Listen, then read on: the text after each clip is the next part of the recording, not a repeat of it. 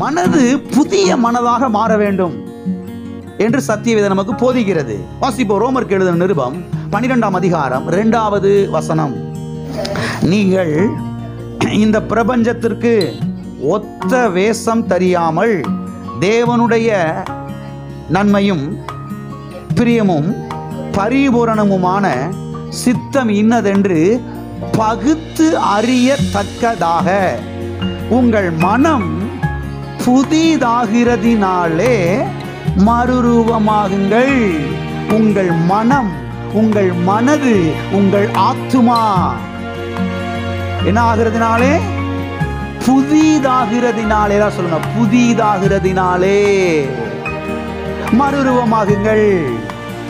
ஆமே. அப்ப எப்ப வாழ்க்கையில ஒரு மறுரூபம் வரும்?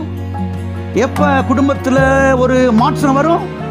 எப்ப திருச்சபையில ஒரு மாற்றம் வரும்? எப்ப உங்க வியாபாரத்துல, உங்க பிசினஸ்ல ஒரு மாற்றம் வரும்?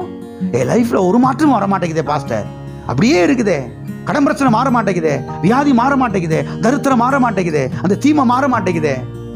கர்த்தர் சொல்றாரு, எப்ப தெரியுமா மாறும்? உங்கள் மனம், அடுத்தவங்க மனது இல்ல. நம்ம என்ன பேசிக்கிட்டு இருக்கிறோம்? ஆண்டவரே அவங்க உள்ளத்துல பேசுமா ஆண்டவரே. கர்த்தர் சொல்றாரு, ஓ எண்ணத்தை புதுசாக்கு, ஓ மனதை புதிதாக்கு. அதுக்காக ஒரு ஜெபத்தை ஏறெடு, அதுக்கான முயற்சிகளை எடு.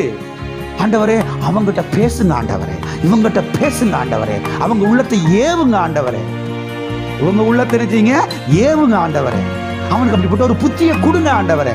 கர்த்தர் சொல்றாரு, ஓ புத்தியை முதல்ல மாத்து, ஓ எண்ணத்தை முதல்ல மாத்து. ஓ புத்தி எங்க கிடக்குது? இப்ப மண்ணோட மண்ணா என்ன செய்யுது? உருண்டுகிட்டு கிடக்குது, தூசியோட தூசியா கிடக்குது. ஓ எண்ணங்கள் மாறும் பொழுது உன்னைய சுற்றி இருக்கிற எல்லா காரியங்களும் ஆட்டோமேட்டிக்கா மாற ஆரம்பிக்கும். எத்தனை ஆழமா கவனிக்கணும். அநேகர் இதை கவனிக்கிறதே கிடையாது. அநேக பாஸ்டர்கள் முதற்கொண்டு இதெல்லாம் கவனிக்கிறதே கிடையாது. இவர்கள் மாறும் பொழுது இவர்களை சுற்றி உள்ள காரியங்கள் எல்லாம் ஆட்டோமேட்டிக்கா என்ன செய்ய ஆரம்பிக்குது? எல்லாம் ஆட்டோமேட்டிக்கா மாற ஆரம்பிக்குது. இவங்க வேற ஒன்றும் செய்யல. மனதை கர்த்தருடைய வார்த்தைக்கு ஒப்பு கொடுத்தாங்க, அவ்வளவுதான். மனதை கர்த்தருடைய வார்த்தைக்குள்ள திணிச்சாங்க, அவ்வளவுதான். மனதை கர்த்தருடைய வார்த்தைக்குள்ள முக்குறாங்க, அவ்வளவுதான். இதவே யோசிக்கிறாங்க, கர்த்தருடைய வார்த்தையே சிந்திக்கிறாங்க.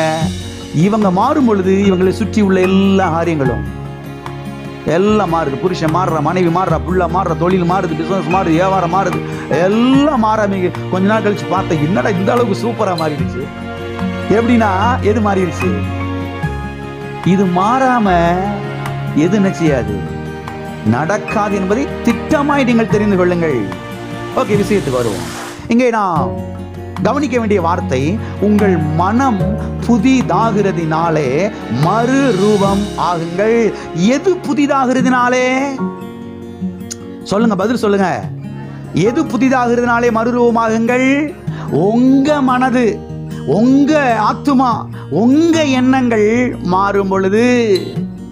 எனவே நம்முடைய மனது புதிதானால் தான் நாம் இந்த பூமியிலே வெற்றியாய் வாழ முடியும்.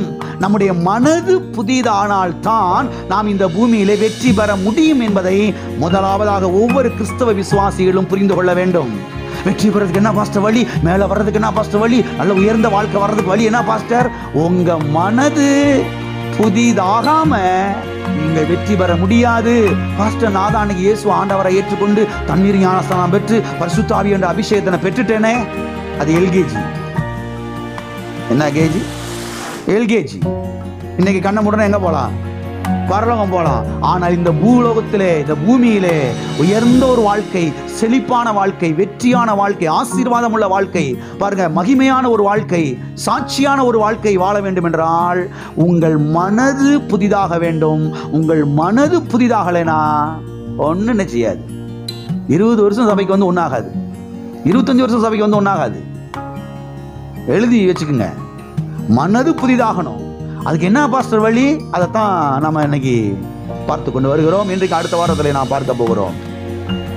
அது மாத்திரமல்ல, இந்த வசனம் இன்னொரு மொழிபெயர்ப்பிலே எப்படி வந்திருக்கிறது என்று சொன்னால், ரொம்ப அருமையாக மொழிபெயர்த்திருக்கிறாங்க பாருங்க.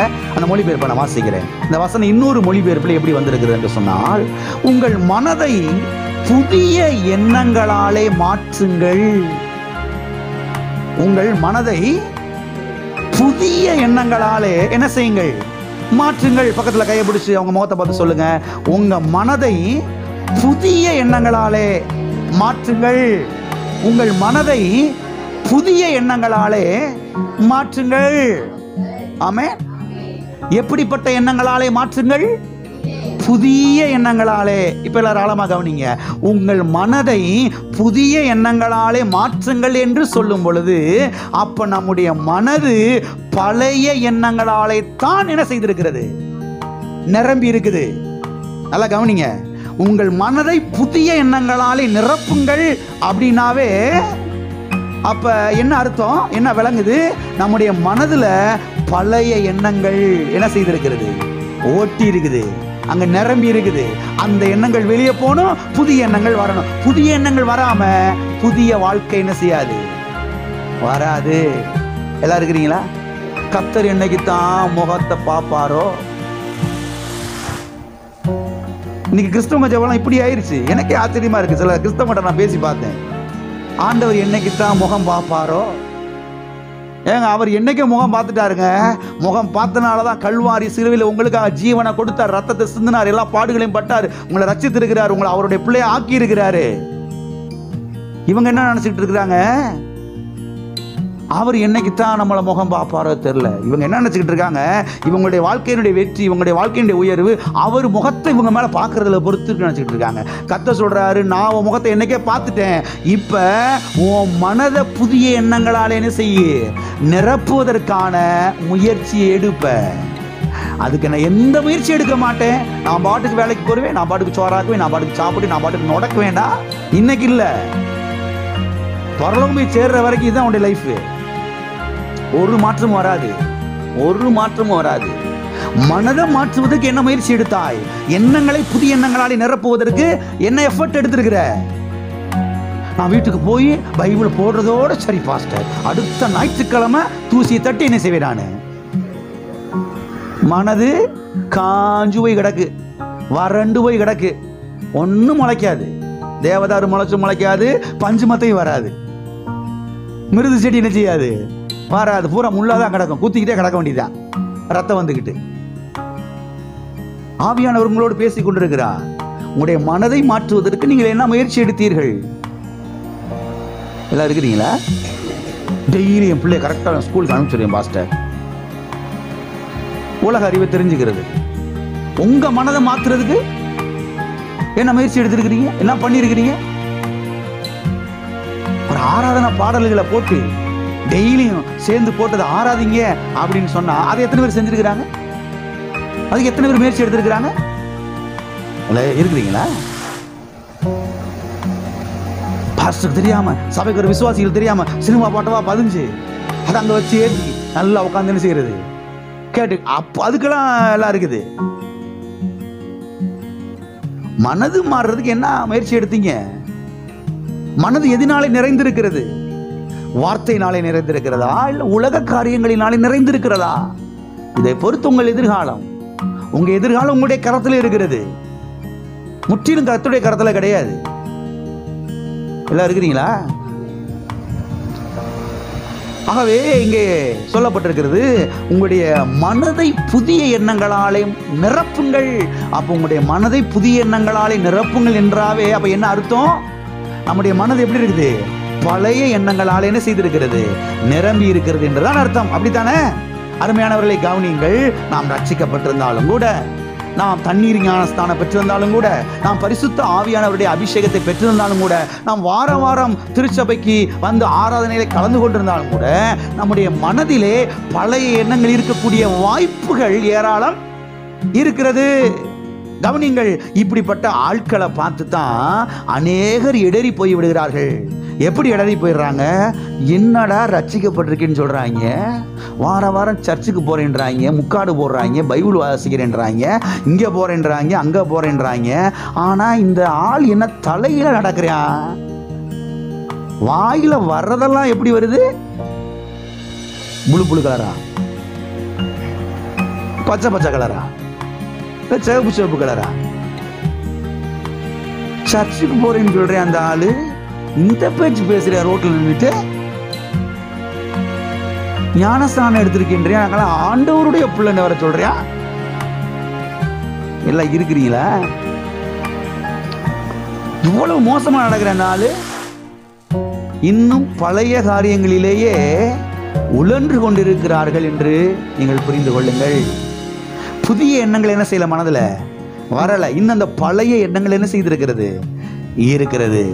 கவனிங்க, இதற்கு காரணம் என்னன்னா, மனது இன்னும் என்ன செய்யப்படல, ரட்சிக்கப்படல. மனது இன்னும் உயிர்ப்பிக்கப்படல. மனது இன்னும் மறுரூபமாகல. மனது இன்னும் புதிய எண்ணங்களால் என்ன செய்யப்படல, நிரப்பப்படல. உள்ளே இருக்கிற ஆவி மனிதன் ரட்சிக்கப்பட்டிருக்கிறான். அவன் புது சிருஷ்டியா இருக்கிறான். அவன் தேவனுடைய குமாரனா, தேவனுடைய குமாரத்தை, ஆண்டவருடைய பிள்ளையா இருக்கிறாங்க. அதுல எந்த மாற்றமும் இல்லை. ஆனால் மனது என்ன செய்யல, மாறவில்லை. அப்ப கர்த்தருடைய வார்த்தை, கர்த்தருடைய வசனம் என்ன செய்கிறது என்று சொன்னால், உங்கள் மனதை புதிய மனதாக என்ன செய்கிறது, மாற்றுகிறது. உங்கள் மனதை புதிய எண்ணங்களாலே மாற்றுங்கள் என்று சத்தியவேதம் தெளிவாய் நமக்கு போதிக்கிறது.